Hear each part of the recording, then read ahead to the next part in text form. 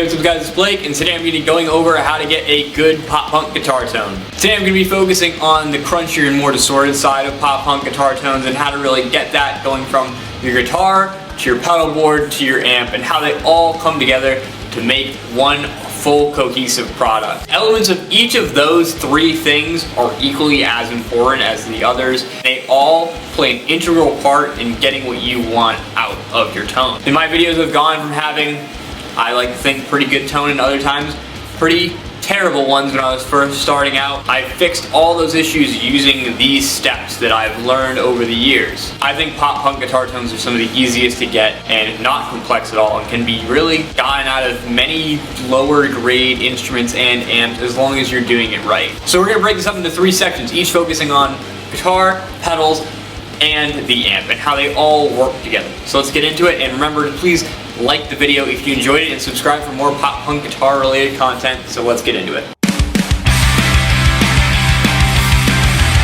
First, I want to talk about the guitar that you are using and the specs of whatever you have and how that is probably one of the more important things. The first thing I want to talk about when it comes to the guitar you're using is the pickups that are in it. You need to either have a P90 or a humbucker in your bridge slot to have an effective and fat tone. Single coils are great for cleans because it really brings out the brightness and chime and everything, but for a really heavy, saturated rhythm tone that uses a lot of gain and distortion and all of that good stuff that you need a humbucker to really get the best out of your sound. I made this mistake early on and had my Strat that I use in my videos, but instead of having the Seymour Duncan hot rails, I just had a straight single coil and used that. It was too thin and jangly and loose. Once I actually put a humbucker in that guitar, it really brought it together and really compressed that distortion into a very usable and very effective rhythm tone.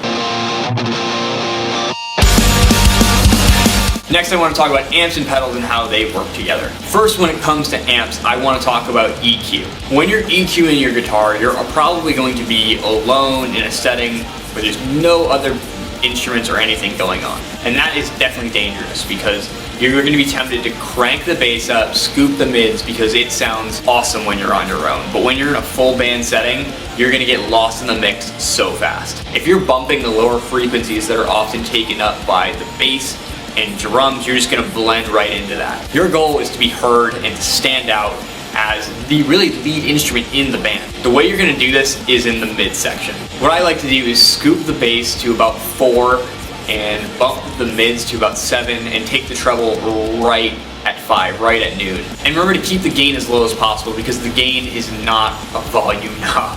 You want to have these cascading gain stages that you can use from the amp, the boost, and the overdrive. And you want to be able to take these out and put them in to have a really versatility of tones within your greater tone. So here's what I do and how I personally craft my tone. I start with a crunchy amp like this.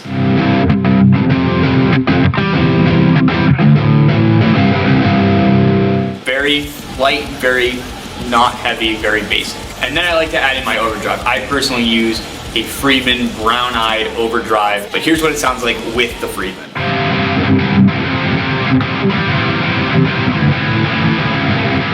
It's definitely much more saturated, much more in your face, and much heavier. And the next step is adding in my boost, which I'm using a TS-808. It just kind of goes in and tightens up that distortion, and it sounds like this.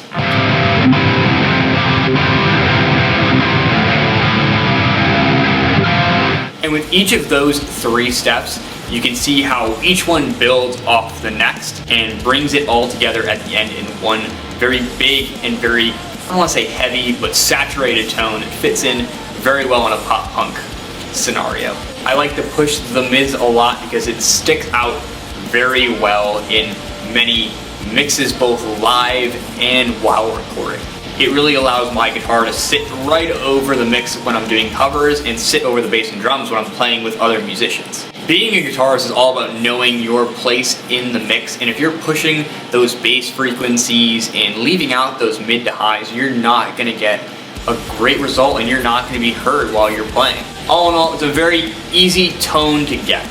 There's not a lot going into it and it makes it very easy to figure it out. To just recap before we end this, guitar with humbuckers, amp on a crunchy channel and then add in an overdrive. Very simple formula, very easy to get. But definitely let me know what you think of this video if you want to see more guitar tone related videos in the future, maybe a clean tone thing in the future, but who knows. But if you enjoyed the video, be sure to leave a like and hit subscribe again if you want to see more pop punk guitar related things. And thank you so much for watching.